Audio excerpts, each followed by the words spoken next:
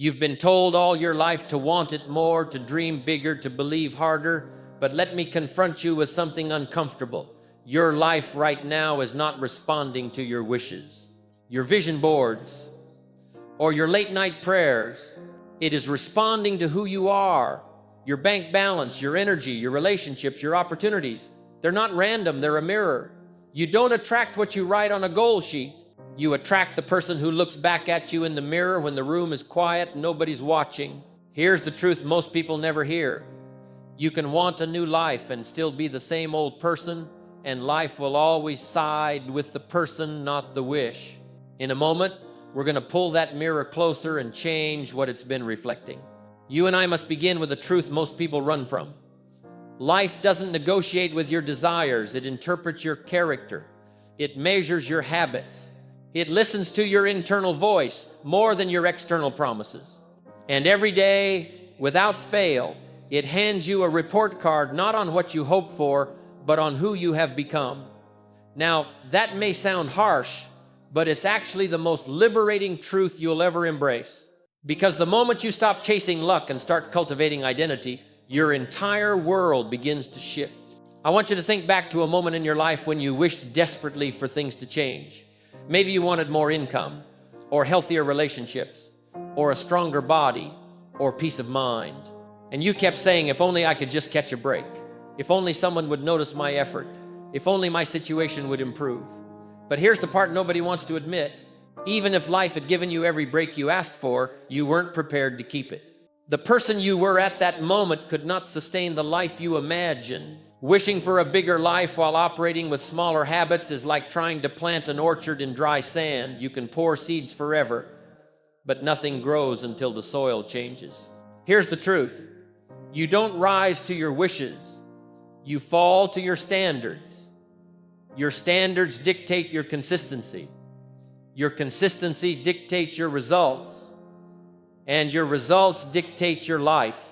Every day you walk around broadcasting who you are through the way you speak, the way you think, the way you work, and the way you treat people. You are sending a signal, and life, as predictable as gravity, returns anything that matches that signal. Not what you want, what you are. Picture a radio tower. Every second it emits a frequency, and it only connects with receivers tuned to the same wavelength. Success works the same way. Wealth works the same way. Love works the same way. Confidence, discipline, opportunity, they all respond to identity, not desire. If your inner frequency is scarcity, you will attract scarcity. If your frequency is chaos, you will attract problems. If your frequency is discipline, responsibility, growth, and contribution, the world begins opening doors you never saw before. But let me tell you something crucial. Changing your frequency isn't magic. It's not affirmations whispered into the bathroom mirror while your old habits wait outside the door. It is the slow, deliberate construction of a new identity, brick by brick, choice by choice. That's where most people fall apart. They want transformation without inconvenience. They want momentum without discipline. They want a new story but cling to old characters. I remember a man who once told me he wanted to earn a lot more money. But every day he showed up late, cut corners, blamed others, and took shortcuts that saved minutes but cost him opportunities. What he wanted and who he was stood on opposite sides of the street. And as long as there's that distance, life cannot deliver what your mouth declares but your character denies. Money doesn't come to people who need it. It comes to people who've learned how to handle it. Opportunities don't go to people who hope for them. They go to people who can be trusted with them. The world is full of people who want better outcomes but refuse to upgrade the person responsible for creating those outcomes. And that's why the first battlefield you must conquer is internal, not out there, in here. Your thinking, your attitude, your discipline, your behavior, your daily choices, these shape you into a magnet for every result you desire or every problem you dread. Let me tell you something worth remembering for the rest of your life. Life is not personal, but it is precise. It doesn't give you what is fair, it gives you what matches. And if you don't like what you're matching with, that isn't a punishment. It is an invitation to evolve. You want wealth? Become someone who manages $1 with the same integrity you'd manage $100,000. You want respect? Become someone who respects yourself enough to stop making excuses. You want opportunity? Become someone who shows up prepared before the opportunity arrives. You want better relationships? Become someone who brings peace, honesty, and strength to the table. You see, everything you want has a price tag that isn't measured in money, it's measured in identity. Life asks, who must you be to receive this? And if you repeatedly answer, someone else, then it will wait. It will hold back, not forever, but until you rise. Because here's the powerful twist. Once you become the person who deserves what you want, the having becomes almost effortless. Life begins to align. People begin to notice. Doors begin to open. Why? Because you are no longer chasing the result, you are embodying the cause. And the law of cause and effect never loses. Now let's get painfully honest for a moment. Look at your daily habits. Look at the way you spend your mornings. Look at the way you manage your emotions. Look at the way you treat time. Look at the way you respond when things go wrong. Those behaviors are not random. They are your identity in motion. And your identity is attracting everything in your life right now, good or bad. Most people try to change the fruit while ignoring the root. They want to fix the outcome while keeping the behavior. They try to rearrange their circumstances while refusing to rearrange themselves. That's why their life feels like running in sand, lots of movement, very little progress. But there's another path. And it begins with the only question that truly matters. Who must I become for the life I want to feel inevitable? Not hoped for, not chased, inevitable. Because the moment you answer that question with honesty and begin living that answer with consistency, you become unstoppable. Most people never realize that the greatest battle they fight is not with the world, not with their circumstances, not with their past, not with their boss, and not with the economy. The greatest battle is always between who they are and who they know they could become. Every day, that battle quietly shapes the direction of your life. And the side you feed the most, your old identity or your emerging identity, will determine your destiny. Let me tell you why this matters. You can't outwork a weak identity. You can't outrun a defeated mindset. And you cannot attract abundance with the habits of someone who is barely surviving. Identity sets the ceiling. Effort only pushes you up to that ceiling, never beyond it. If your self-image says, I am someone who always struggles, your effort will bend and twist itself to confirm that belief. If your self-image says, I never finish what I start, your mind will sabotage your progress the moment success begins to form. If your identity whispers, I'm not the kind of person who becomes wealthy, then even if someone handed you $100,000 tomorrow, you would eventually return to the financial level your identity is comfortable with. This is why the first transformation is always internal. If you don't shift who you are, you will sabotage what you receive. That's why so many people lose the opportunities they dreamed of. They get the chance, but not the character. They get the role, but not the responsibility. They get the relationship, but not the maturity. And life eventually rebalances everything to match identity, not circumstance. Let me paint a picture for you. Imagine planting a seed of greatness in soil that hasn't been prepared, dry, hardened, full of rocks. You can water that seed all you want, but until the soil changes, nothing significant will grow. Many people are planting good intentions in soil that hasn't been renewed. They want prosperity, but their mindset is full of scarcity. They want opportunity, but their habits are full of procrastination. They want respect, but their standards tolerate mediocrity. They want success, but their attitude repels it. And then they wonder why nothing grows. Let's talk honestly about standards, because this is where most people lose the battle before it even begins. Your life is not shaped by what you say you want. It's shaped by what you consistently tolerate. You can tell the world, I'm aiming for excellence, but if you tolerate sloppy work, you'll never rise. You can say, I want financial freedom, but if you tolerate overspending, you'll stay stuck. You can say, I want deep relationships, but if you tolerate dishonesty from yourself or others, connection will always slip through your fingers. Your standards are not what you declare, they are what you enforce. They are not written on your wall, they are carved into your behavior, and life respects people who respect their own standards. But let's go deeper. You must understand that your habits are the truest expression of your identity.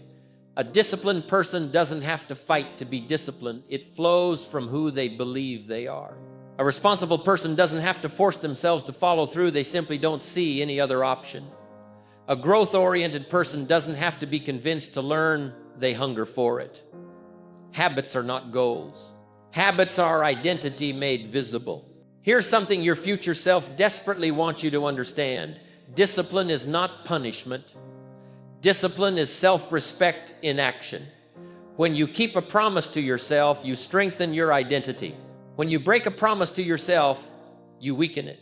And broken identity attracts broken results. Think about how many times in your life you said, tomorrow I'll start. You probably meant it. You weren't lying. But the moment you failed to follow through, your identity quietly took note. It whispered, see, you don't really finish things. And the next time you made a commitment, your belief was a little weaker, your confidence a little lower, your follow-through a little slower. This is how identity erodes, not through major failures, but through small, broken agreements repeated over time. And if you've spent years weakening your identity through broken promises, you must spend the coming months rebuilding it through consistent discipline. Not perfect discipline, consistent discipline. Consistency builds credibility, and credibility builds confidence. And now we arrive at a crucial point. Your life will never outperform your habits. You can want success with all your heart, but if your daily behaviors contradict that desire, life will always side with the behavior.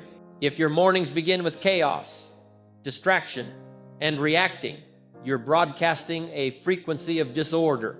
If your evenings end with avoidance, numbing, or escape, you're broadcasting a frequency of stagnation, and the world will return more of the same.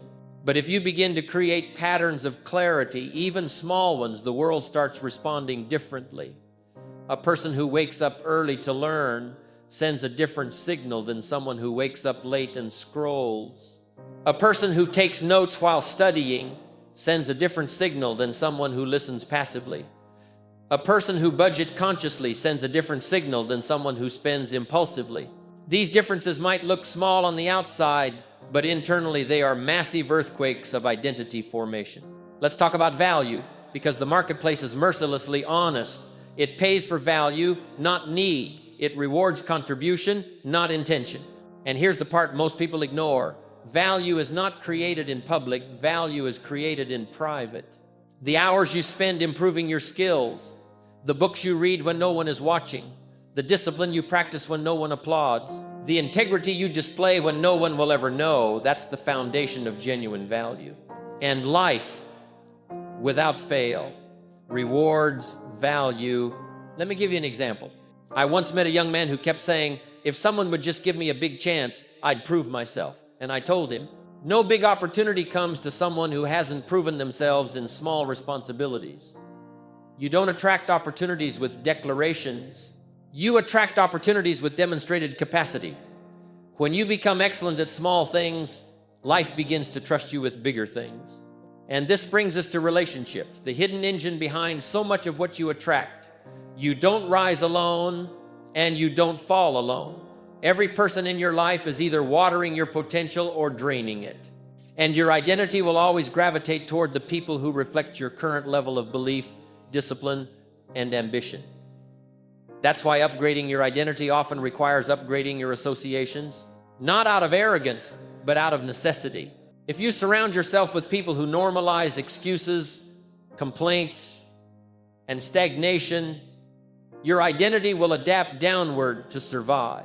But when you surround yourself with people who normalize excellence, discipline, courage, and growth, your identity rises to meet the standard. Let's speak about attitude for a moment. Two people can experience the same setback. One becomes bitter, the other becomes better. The difference is not in the event, but in the interpretation. Your attitude filters reality. A negative attitude doesn't just see problems, it multiplies them. A growth-oriented attitude doesn't just see opportunities, it creates them. And here's the powerful truth. Your attitude is not a personality trait, it's a choice. A repeated choice, a cultivated choice. Your attitude determines what you attract because your attitude determines how you respond, and how you respond shapes the direction of your life. Now let me give you a principle that could change your entire trajectory. Environment is stronger than willpower. You rise and fall to the level of the environment you put yourself in. If your environment encourages distraction, you will become distracted. If it encourages growth, you will grow. If it encourages laziness, you will decline. If it encourages excellence, you will elevate. And the fastest way to change who you are is to change where you are. Everything you're hearing leads to one inescapable truth. If you want to upgrade what you attract, you must upgrade who you are. Identity first, habits second, environment third. And once these three align, life begins cooperating with you in ways that feel almost unfair. But none of this happens until you make one decision, the decision that separates dreamers from doers, wishers from achievers, the stuck from the unstoppable, the decision to take full responsibility for your life. Responsibility is not blame. Responsibility is power. Responsibility says, I may not control everything that happens to me, but I control who I become in response. And when you claim that kind of responsibility, you stop attracting problems and start attracting possibilities. You become someone life can trust. There comes a moment in every person's life when they must confront the truth they've been avoiding. The life they are living is the life they have built by choice, by habit, or by neglect. This realization is both painful and liberating. Painful because it removes the comfort of excuses. Liberating because it hands you back the steering wheel. And once that wheel is in your hands, the question shifts from, why is my life this way? To who must I become so my life naturally elevates? I want you to imagine for a moment that your life is a business, one you are the CEO of. Every thought is an employee. Every habit is a department. Every decision is a policy. And your results, they are the quarterly financial report. Now, if your life is not performing well, a good CEO doesn't blame the economy, the competition, or the weather. A good CEO begins by asking, what needs to be restructured internally? Which behaviors are costing me growth? Which beliefs are draining my potential? Which routines are wasting my energy?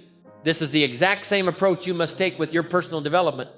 Because the truth is this, you don't attract success with hope. You attract success with structure. You attract success with discipline. You attract success with alignment. Everything in your life right now is a reflection of your internal structure. If you want a new life, you don't start by chasing outcomes, you start by reorganizing the structure. Let's begin with your mindset, because everything else flows from here. Your mindset is the factory where your interpretations are built. It is the filter through which you process events. Two people can lose their job on the same day. One sees the end of the world. The other sees the beginning of a new chapter. Same event, different mindset. One spirals, one rebuilds. And whichever meaning you choose becomes the meaning your identity absorbs. Your mind is constantly whispering interpretations about who you are. You're capable, or you're behind, or you always fall short, or you can do better. If you don't control these interpretations, they will control you. Your mindset is either your greatest asset or your greatest liability, and if you don't choose it intentionally, it defaults to the level of your fears. Now let's talk about skill, because wanting something without the skill to sustain it is the fastest way to lose momentum. The marketplace does not reward your desire for a better life. It rewards your capability to contribute. And skill is capability in action. You must ask yourself, what skills are necessary for the life I want? If you want financial independence but have not mastered money management, you will remain stuck. If you want leadership roles but have not mastered communication, you will be overlooked. If you want freedom of time but lack high-value skills, you will be forced into trading hours for survival. And here's the encouraging part. Skills are learned, not inherited.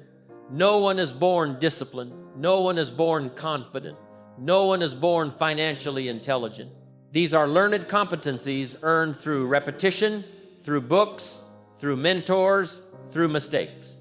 If you commit to skill building, you commit to raising your value.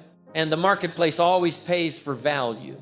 Now let's deepen the conversation by looking at your daily disciplines. Because without discipline, identity collapses under its own intentions. Discipline is the foundation upon which all transformation stands. And here's something most people don't realize. Discipline is not the act of controlling yourself. Discipline is the art of designing an environment where your desired actions become the easiest actions. People say, I need more willpower. No, you need fewer temptations. I need more motivation. No, you need better structure. I need more confidence. No, you need more follow-through. Confidence doesn't come from the mirror, it comes from the evidence. When you consistently do what you said you would do, your identity changes. You begin to trust yourself. And when you trust yourself, everything in life becomes easier. Decisions, goals, relationships, opportunities. Consider this. Every time you do something difficult that aligns with your values, you deposit strength into your identity. Every time you avoid something easy that distracts from your goals, you protect your identity. Identity is the currency of success. Protect it. But now we must address a subtle truth. Your environment will either fuel your discipline or destroy it.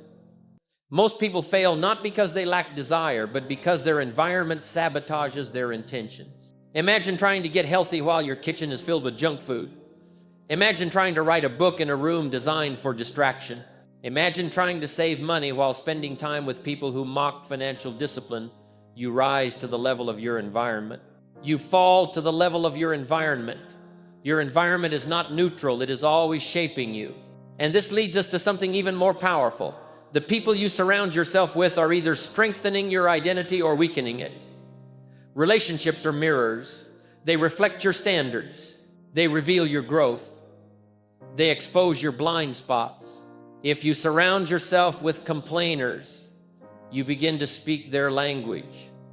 If you surround yourself with dreamers, you begin to think bigger. If you surround yourself with disciplined people, you become more consistent because discipline becomes the social norm. The fastest way to upgrade your life is to upgrade the people who influence it. Now let's move into the principle of responsibility, the most important shift you will ever make. Responsibility is not about fault. Responsibility is about ownership. You cannot change anything you refuse to own. When you say it's not my fault, you may be right, but you also surrender your power. When you say this is on me, you reclaim it. Responsibility says, maybe I didn't choose this challenge, but I choose my response, and my response determines my future. If you're broke, take responsibility not for the past, but for your next choice. If you're unhealthy, take responsibility not for yesterday's habits, but for today's decisions. If you're lonely, take responsibility not for who left, but for how you will grow. Responsibility is not blame, it is empowerment. It is the moment life begins to trust you with more. Now let me tell you a secret one that very few people understand. Success is not earned in a dramatic moment of inspiration. It is accumulated through thousands of quiet decisions that nobody sees. Decisions to learn instead of scroll. Decisions to save instead of spend. Decisions to speak honestly instead of pleasing others. Decisions to try again instead of quitting. These choices compound. They build a person capable of attracting and sustaining success. You must never forget this. The world responds to who you become, not your excuses, not your intentions, not your circumstances, who you become. And becoming is a daily process, a deliberate process, a courageous process. It requires honesty, humility, awareness, and discipline. But it also requires grace, because transformation is not perfect. You will make mistakes. You will fall short. You will get discouraged. But what matters is not perfection, it is direction. If you are moving forward even slowly, life will meet you. Let me leave you with this thought before we continue. You are always becoming someone. The question is whether you're becoming someone by default or by design. If you don't choose your identity, your environment will choose it for you. If you don't choose your habits, your impulses will choose them for you. If you don't choose your standards, your past will choose them for you. But when you choose with clarity, with intention, and with courage, you begin attracting a life that feels aligned with your highest potential. There is a powerful truth I want you to hold in your hands, as if it were a compass guiding the rest of your life. Everything you want already belongs to a higher version of you, not a luckier version, not a more connected version, a more developed version. And the moment you begin to grow into that version, you begin to pull your desired life towards you with a force that feels almost magnetic. This is why transformation starts with identity, not with goals, not with motivation, not even with discipline. All of those flow downstream from identity. If you see yourself as someone who always quits, discipline becomes a battle you never win. If you see yourself as someone who always struggles with money, wealth becomes something you chase but never catch. If you see yourself as someone unworthy of love, you will sabotage every relationship that tries to stay. Identity is the thermostat of your life. You can turn up the temperature of your desires all you want, but if your identity is still set to struggle, life will cool everything back down. Once you raise the setting and keep it raised, everything begins to shift. Now let's talk about the most misunderstood concept in personal growth. Deserving, not in a moral sense, not in a spiritual sense, in the sense of capacity. Life gives not to the person who wants the most, or the person who prays the most, or the person who complains the most. Life gives to the person who has built the capacity to receive and sustain. This is why two people can receive the same opportunity. One multiplies it, the other loses it. Same opportunity, different capacity. Capacity is built in silence, in small routines, in repeated disciplines, in moments of self-respect when no one is watching. You build capacity when you choose discomfort over distraction. You build capacity when you choose growth over ego. You build capacity when you choose accountability over excuse. And the moment your capacity rises above your current life, your life begins upgrading to match it. Let's go deeper. You must understand the difference between intention and identity. Intention is what you say you want. Identity is what you believe you deserve. Intention creates pressure. Identity creates alignment. Intention without identity creates burnout. But identity that matches your intention creates momentum. That's why people who try harder often fail, and people who become better often rise. Trying harder relies on force. Becoming better relies on alignment. Imagine pushing a heavy boulder uphill. That's trying. Now imagine standing at the top of the hill and letting gravity work in your favor. That's alignment. When you become the person who deserves the life you want, life moves with you, not against you. Now let's address a myth that destroys more potential than failure ever could. The myth of the right moment. People spend years waiting for the perfect time to begin changing their life. They wait for more money, more confidence, more clarity, more motivation. But let me tell you the truth as plainly as I can. The right moment will never come. The right moment is created the moment you begin. Confidence is not a prerequisite for action. Confidence is the result of action. Clarity does not arrive before the journey. Clarity is discovered through the journey. Motivation doesn't magically appear to start your transformation. Motivation grows from seeing evidence your own actions, supporting your desire to improve. So if you've been waiting for a sign, for a signal, for a blessing, here it is. Start now. Not tomorrow, not next month, not when circumstances improve. Start now, because your future self is already begging you not to delay another day. Delay is the silent assassin of potential. Every time you postpone the person you could become, you extend the life you no longer want. Let's talk about regret. Because nothing shapes a person more painfully than realizing they had the opportunity to grow but remained the same. Regret doesn't come from failure. Failure is educational. Regret comes from knowing You could have tried harder, learned more, taken the risk, built the habit, invested the time, and you didn't. Regret is the weight of unused potential, and the sooner you decide you will not carry that weight into your future, the faster your identity begins to expand. Now, let me teach you the difference between motivation and discipline. Motivation is emotional. It's inconsistent. It rises and falls like the tide. It's tied to your mood, your energy, your circumstances. Discipline is structural. It's stable. It's a decision you install into your life the same way you install a foundation under a house. You don't rely on it to feel right. You rely on it to hold. Motivation asks, do I want to? Discipline asks, is this who I am?